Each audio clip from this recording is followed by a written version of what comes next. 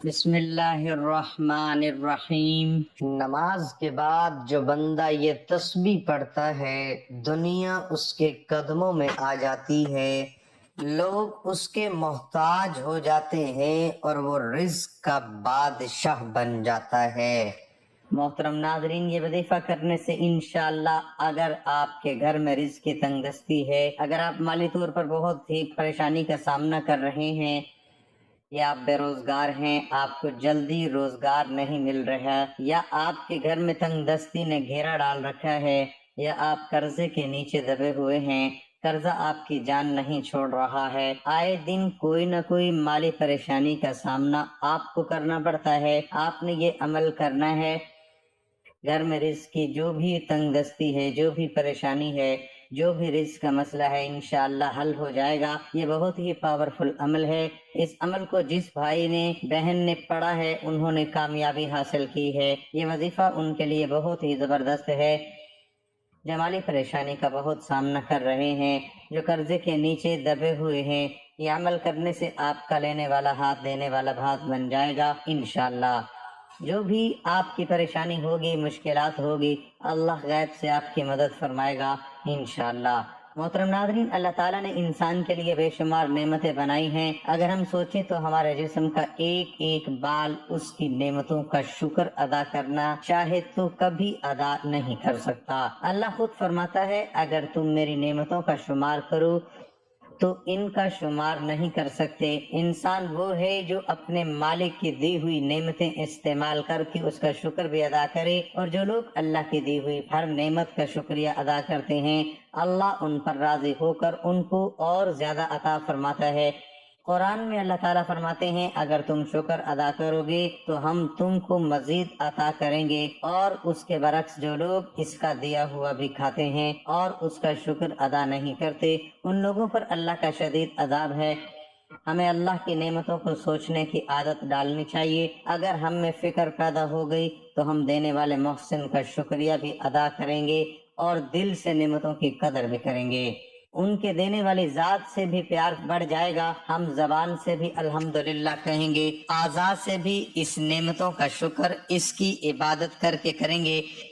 جب انسان کو اللہ نعمتیں عطا فرماتا ہے تو وہ اللہ کا احسان مان کر اس ذات کا فرما بردار بننے کی بجائے اس کی دی ہوئی نعمتوں کی بے قدری کرتا ہے۔ نافرمان کو اللہ ڈھیل دیتا ہے اور اس کو مختلف اشاروں سے سمجھایا جاتا ہے کہ یہ کفران نعمت مت کرے اور احسان مان کر اللہ کا شکر ادا کرنے والا بن جائے۔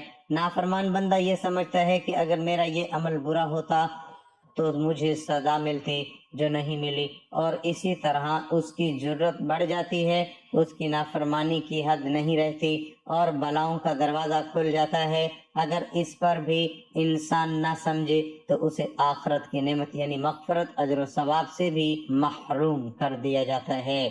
انسان کو بغیر مانگے اللہ تبارک و تعالیٰ نے بے شمار نعمتیں عطا فرمائی ہیں، لیکن ان نعمتوں کے حصول کے باوجود انسانوں کی بڑی تعداد ظلم اور ناشکری کے راستے پر چلتی رہتی ہے۔ اللہ تعالیٰ نے سورۃ رحمان میں انسانوں اور جنات کو تکرار کے ساتھ مخاطب ہو کر ارشاد فرمایا، تم اپنے رب کو کون کون سی نعمتوں کو جھٹلاؤ گے؟ تم اپنے رب کی کون کون سی نعمتوں کو جھٹلاؤ گے؟ جب کوئی اللہ کا بندہ اللہ کی نعمتوں کو دیکھ کر الحمدللہ کہتا ہے تو اس کے لیے جنت کے 8 دروازے کھول دیے جاتے ہیں، وہ جس دروازے سے چاہے اندر داخل ہو جائے۔ ایک مرتبہ الحمدللہ کہنے سے 30 نیکیوں کا ثواب ملتا ہے۔ اس کی برکت زمین و آسمان کے درمیانی خلا کو پر کر دیتی ہے۔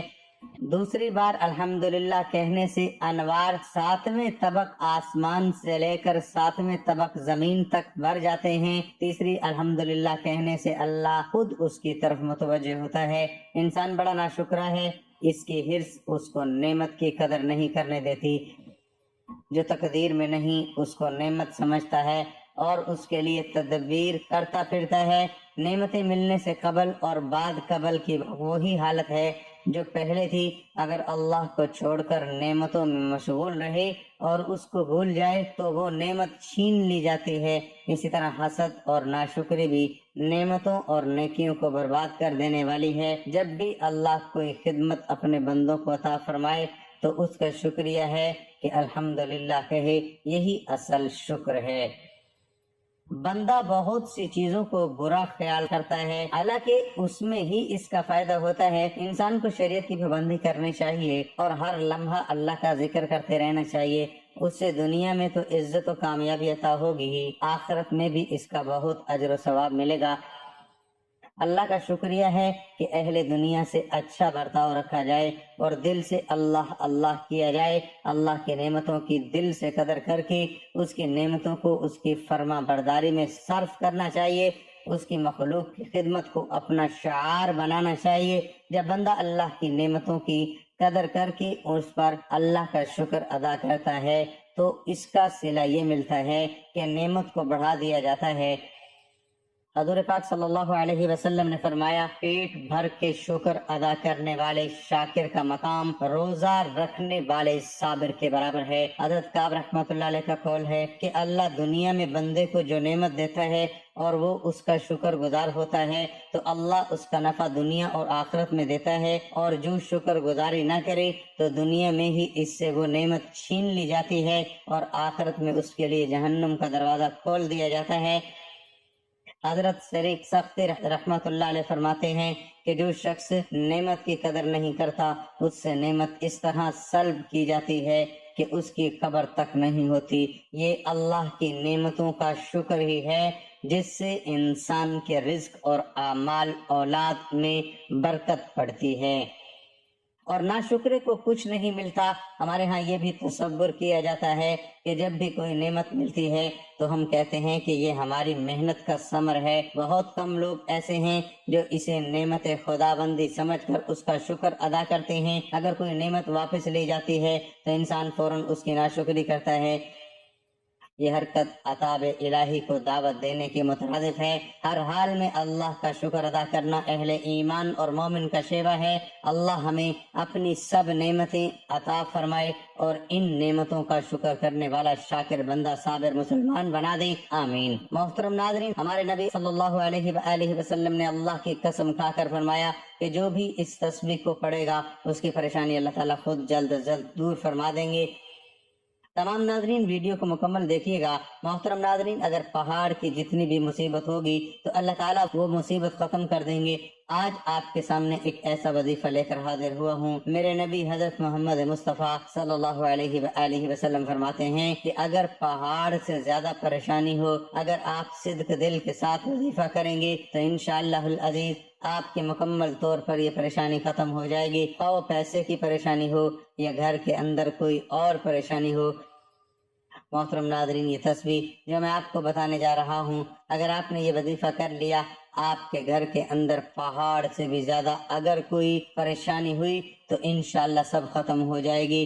اگر آپ اس وظیفے کو کریں گے تو انشاءاللہ العزیز میرے نبی کا بتایا ہوا ایک وظیفہ ہے، میرے نبی کی بتائی ہوئی ایک قرآنی تسبیح ہے۔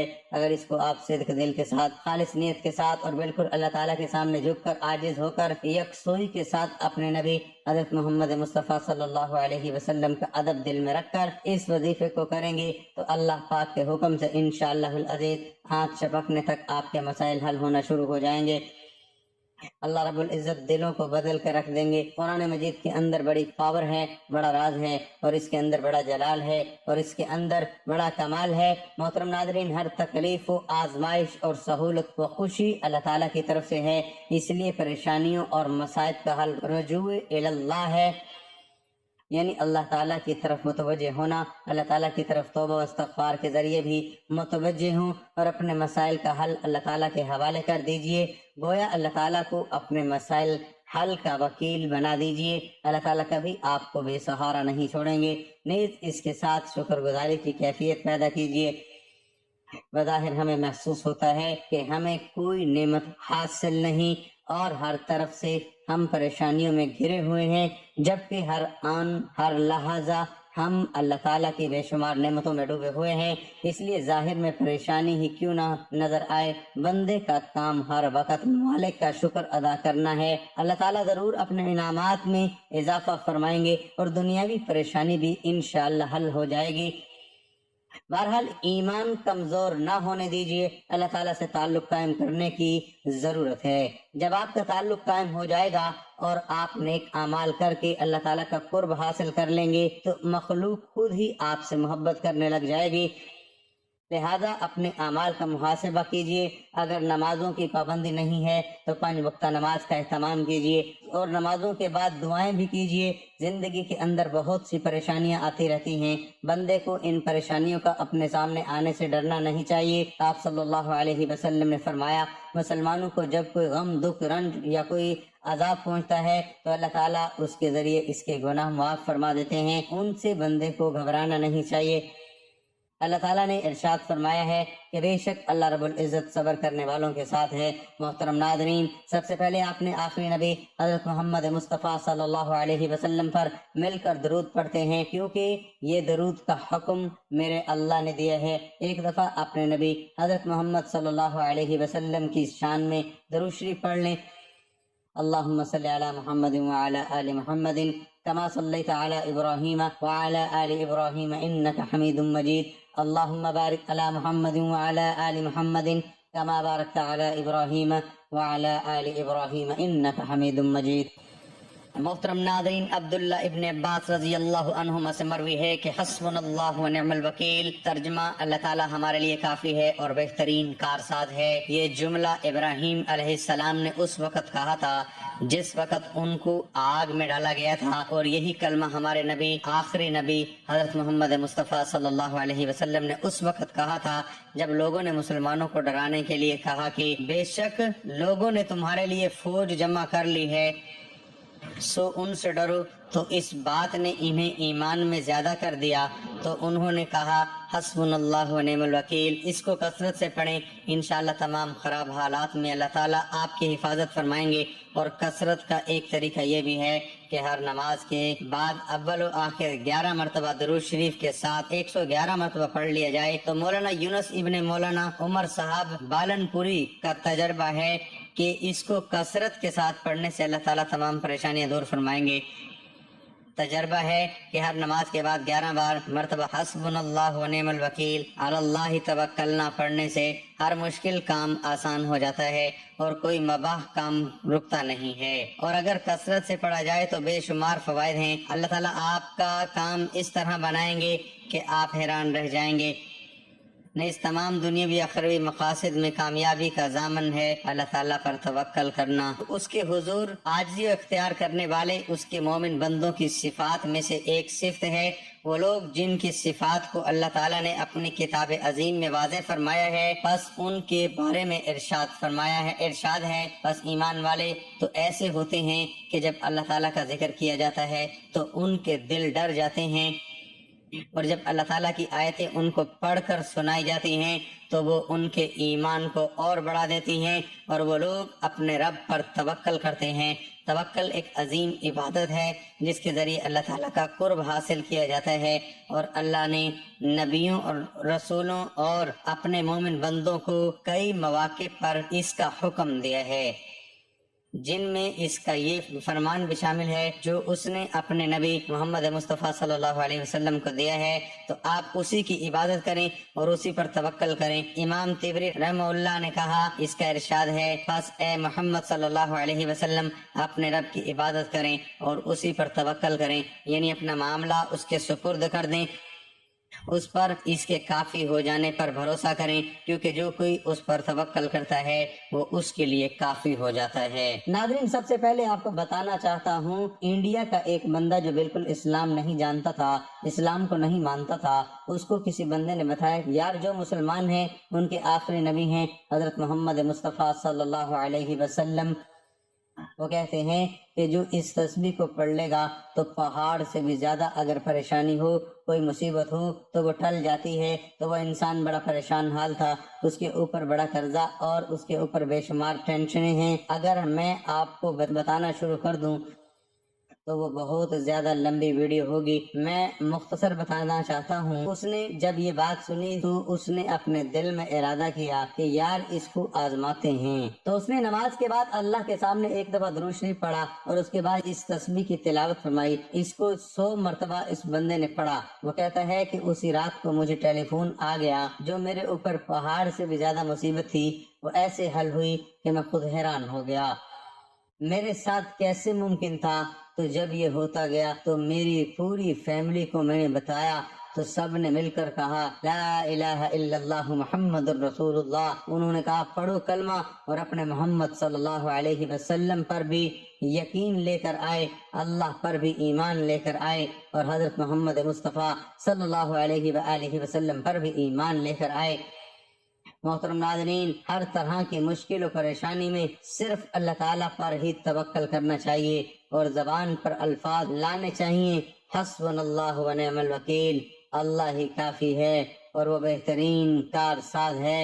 حضرت ابن عباس رضی اللہ عنہ کا بیان ہے کہ حسبنا اللہ و نعم الوکیل کا کلمہ حضرت ابراہیم علیہ السلام نے اس وقت پڑھا تھا جب انہیں آگ میں ڈالا گیا، تو اللہ تعالیٰ نے آگ کو ٹھنڈک اور سلامتی والی بنا دیا، اور یہی کلمہ حضرت محمد مصطفیٰ صلی اللہ علیہ وسلم نے اس وقت کہا تھا جب لوگوں نے کہ کفار نے آپ کے مقابلے میں لشکر جبار تیار کیے ہیں تو ان سے ڈرو، مگر اس سے آپ کے ایمان میں اور بھی اضافہ ہو گیا، اور آپ نے فرمایا ہمیں اللہ کافی ہے اور وہ بہت اچھا کارساز ہے۔ محترم ناظرین، آج میں آپ کو ایک تسبیح بتانے جا رہا ہوں، اور وہ تسبیح حسبنا اللہ و نعم الوکیل، اس کو آپ نے 100 مرتبہ پڑھنا ہے، یعنی آپ نے ایک تسبیح پڑھنی ہے۔ سب سے پہلے آپ نے ایک بار درود پاک پڑھنا ہے، درود پاک پڑھنے کے بعد 100 دانے والی تسبیح کسی بھی نماز کے بعد، فجر، ظہر، عصر، مغرب، عشاء، کسی بھی نماز کے بعد حسبنا اللہ و نعم الوکیل کی ایک تسبیح پڑھنی ہے۔